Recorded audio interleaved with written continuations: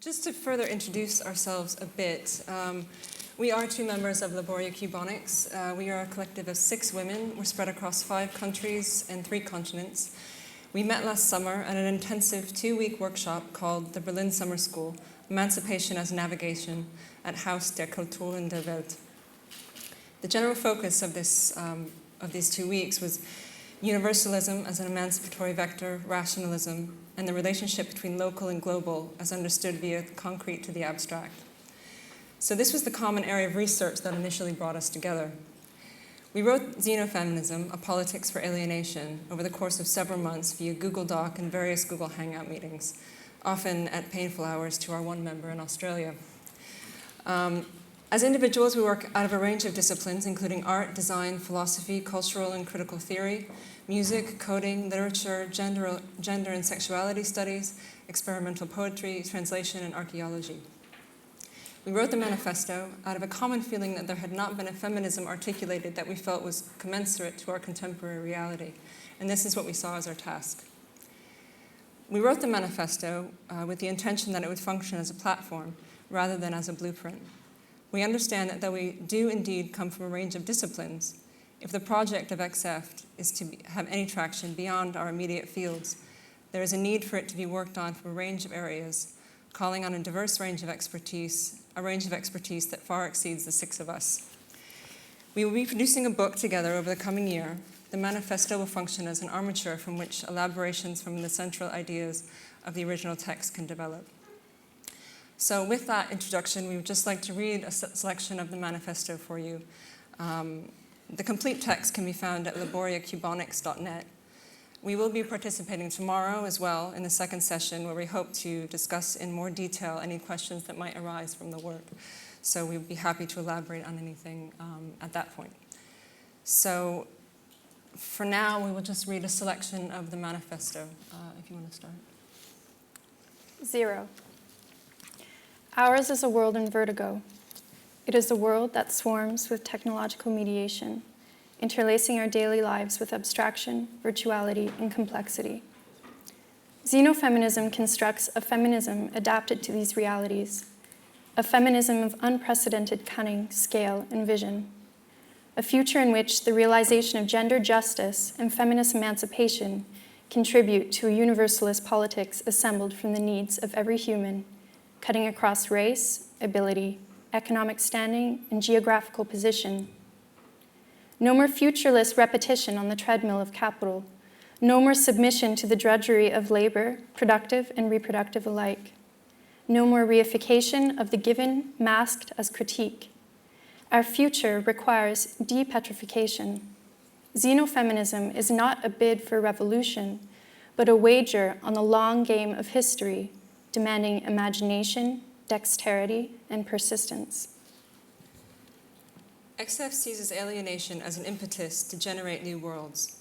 We are all alienated, but have we ever been otherwise? It is through, not despite our alienated condition, that we can free ourselves from the muck of immediacy. Freedom is not a given, and it is certainly not given by anything natural. The construction of freedom involves not less but more alienation. Alienation is the labor of freedom's construction. Nothing should be accepted as fixed, permanent, or given, neither material conditions nor social forms. XF mutates, navigates, and probes every horizon. Anyone who is deemed unnatural in the face of reigning biological norms, anyone who's experienced injustices wrought in the name of the natural order, will realize that the glorification of nature has nothing to offer us. The queer and trans among us, the differently abled, as well as those who have suffered discrimination due to pregnancy or duties connected to childrearing. XF is vehemently anti-naturalist. Essentialist naturalism reeks of theology, and the sooner it is exercised, the better. Why is there so little explicit, organized effort to repurpose technologies for progressive gender political ends? Xenofeminism seeks to strategically deploy existing technologies to re-engineer the world. Serious risks are built into these tools. They are prone to imbalance, abuse, and exploitation of the weak. Rather than pretending to risk nothing, XF advocates the necessary assembly of techno-political interfaces responsive to these risks. Technology isn't inherently progressive. Its uses are fused with culture in a positive feedback loop that makes linear sequencing, prediction, and absolute caution impossible. Technoscientific innovation must be linked to a collective theoretical and political thinking in which women, queers, and the gender non-conforming play an unparalleled role. Xenofeminism is a rationalism. To claim that reason or rationality is by nature a patriarchal enterprise is to concede defeat. It is true that canonical history of thought is dominated by men, and it is male hands that we see throttling existing institutions of science and technology. But this is precisely why feminism must be a rationalism. Because of this miserable imbalance, and not despite it. There is no feminine rationality, nor is there a masculine one. Science is not an expression, but a suspension of gender. If today is dominated by masculine egos, then it is at odds with itself. And this contradiction can be leveraged. Reason, like information, wants to be free, and patriarchy cannot give it freedom. Rationalism must itself be a feminism. XF marks the point where these claims intersect in a two-way dependency. It names reason as the engine of feminist emancipation and declares the right of everyone to speak as no one in particular.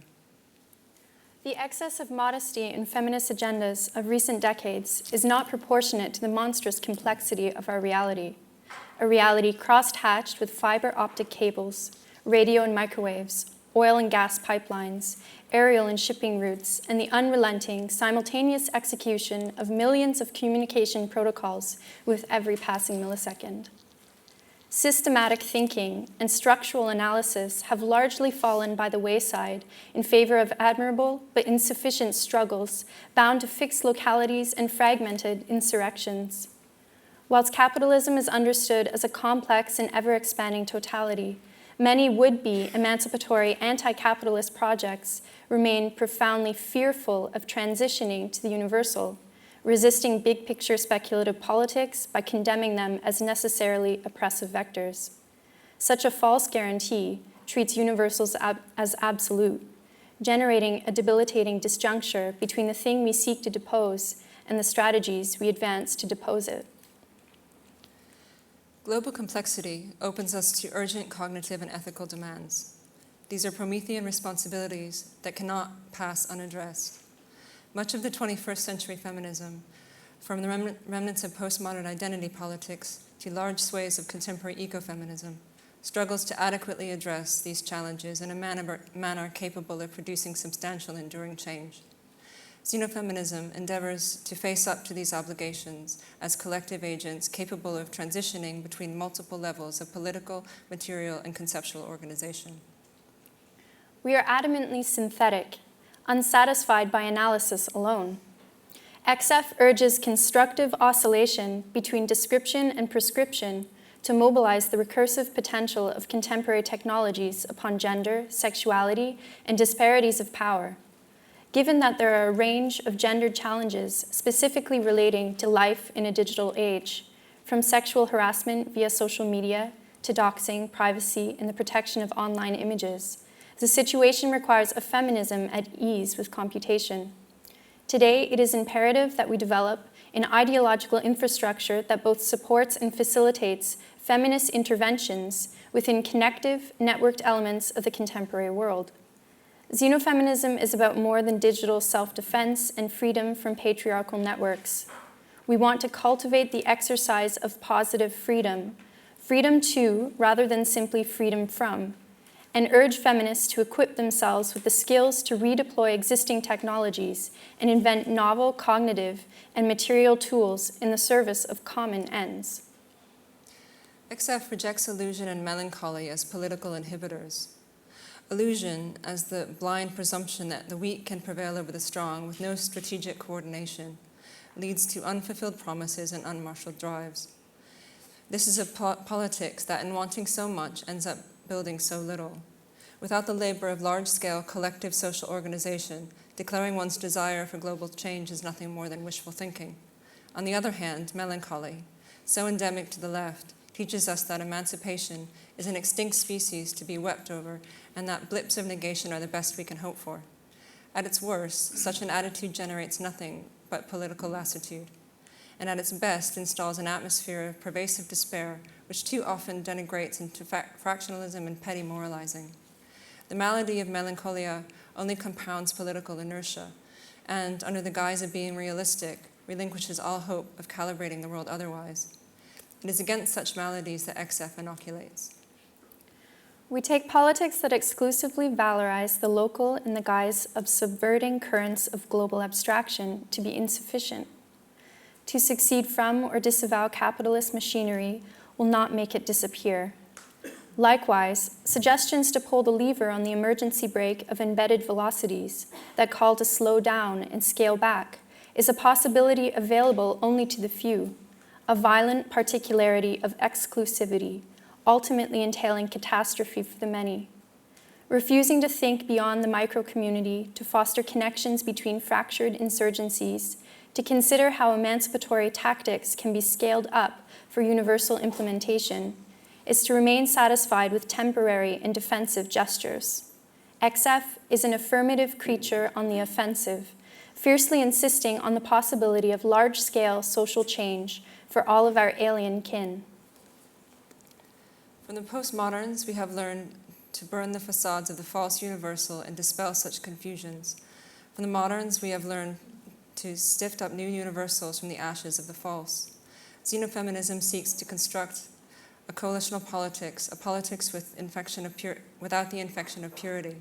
Wielding the universal requires thoughtful qualification and precise self-reflection, so as to become a ready-to-hand tool for multiple political bodies and something that can be appropriated against the numerous oppressions that transit with gender and sexuality. The universal is no blueprint, and rather than dictate its uses in advance, we propose XF as a platform. The very process of construction is therefore understood to be negentropic, iterative, and continual refashioning. Xenofeminism seeks to be a mutable architecture, like open source software, remains available for perpetual modification and enhancement following the navigational impulse of militant ethical reasoning. Open, however, does not mean undirected. The most durable systems in the world owe their stability to the way they train order to emerge as the invisible hand from apparent spontaneity, or exploit the inertia of investment and sedimentation. We should not hesitate to learn from our adversaries or the successes and failures of history. With this in mind, XF seeks ways to seed an order that is equitable and just, injecting it into the geometry of freedoms these platforms afford. Xenofeminism understands that the viability of emancipatory abolitionist projects, the abolition of class, gender, and race, hinges on a profound reworking of the universal. The universal must be grasped as generic, which is to say intersectional. Intersectionality is not the morcellation of collectives into a static fuzz of cross-referenced identities, but a political orientation that slices through every particular, refusing the crass pigeonholing of bodies. This is not a universal that can be imposed from above, but built from the bottom up, or better, laterally, opening new lines of transit across an uneven landscape. This non-absolute, generic universality must guard against the facile tendency of conflation with bloated, unmarked particulars, namely Eurocentric universalism, whereby the male is mistaken for the sexless, the white for raceless, the cis for the real, and so on.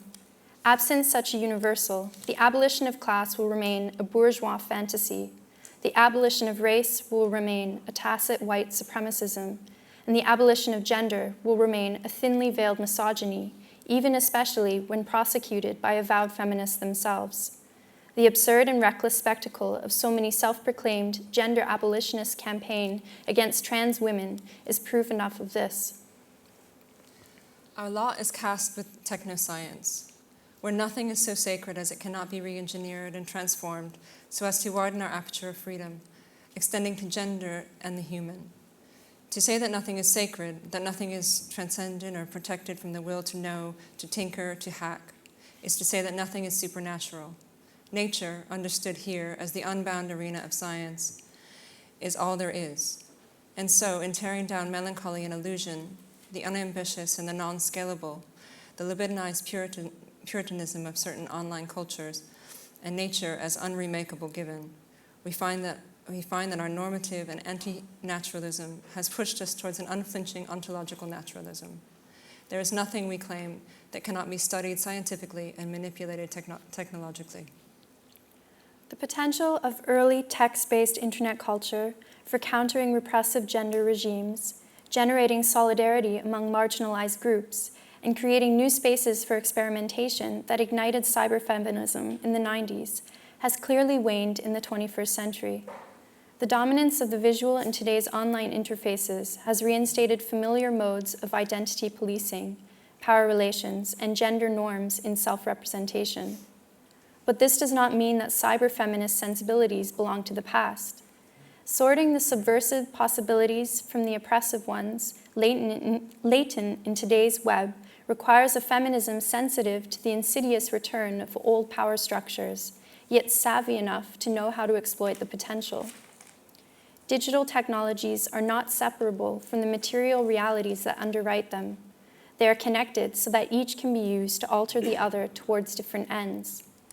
Rather than arguing for the primacy of the virtual over the material, or the material over the virtual, xenofeminism grasps points of power and powerlessness in both, to unfold this knowledge as effective interventions in our jointly composed reality. Is xenofeminism a program? Not if this means anything so crude as a recipe or a single-purpose tool by which a determinate problem is solved.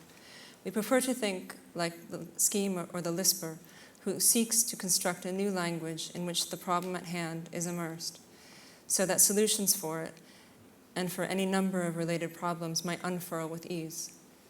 Xenofeminism is a platform, an incipient ambition to construct a new language for sexual politics, a language that seizes its own methods and materials to be reworked and incrementally bootstrap itself into existence.